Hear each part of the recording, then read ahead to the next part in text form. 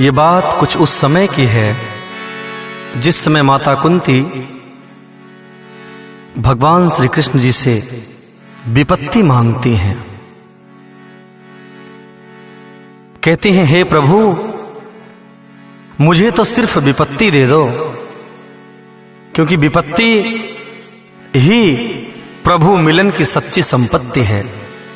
अगर मेरे जीवन में विपत्ति रहेगी तो शायद मैं आपके नाम के स्मरण को कभी भूलूंगी नहीं और आपका दर्शन मुझे हमेशा होता रहेगा। इसलिए मुझे ऐसी विपत्ति दो कि जिसमें मैं सदा आपके दर्शन पा सकूं। और कोई भगवान से विपत्ति मांगे जो उनके खजाने में है ही नहीं, कहां से देंगे ठाकुर जी? सुख दुख तो अपने कर्मों का फल है ना। तो इसलिए आइए, दुख ही मानव की संपत्ति है, फिर दुख से क्यों घबराता है। दुख ही मानव की संपत्ति है, फिर दुख से क्यों घबराता है। दुख ही मानव की संपत्ति है, फिर दुख से क्यों घबराता है। हर दुख मानव की संपत्ति है, फिर दुख से क्यों घबराता है।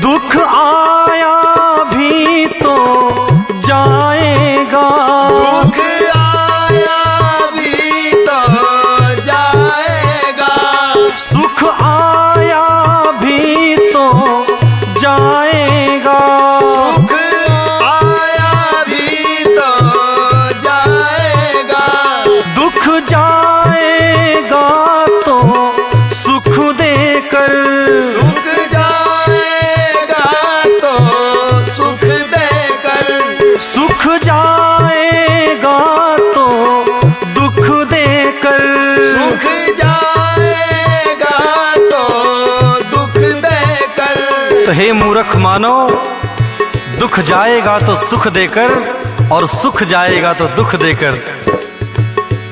सुख देकर जाने वाले से, सुख देकर जाने वाले से, सुख देकर जाने वाले से, सुख देकर जाने वाले से। ये मानो क्यों घबराता है।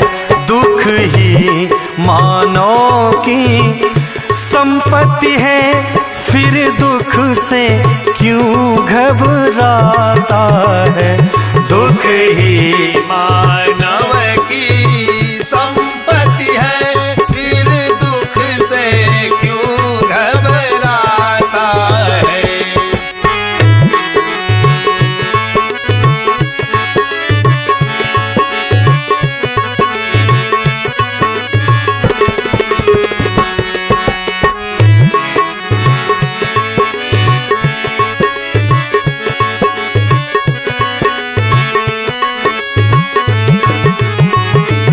सुख में तो व्यसन प्रमाद भरे, सुख में तो व्यसन प्रमाद भरे, दुख में पुरुषार्थ समाया है, दुख में पुरुषार्थ समाया है। दुख भी ज्वाला में पकड़ कर ही, दुख ही ज्वाला में पड़ कर ही, कुंदन सा तेल झलकाता है। दुख ही मानव की संपत्ति है, से क्यों घबराता है।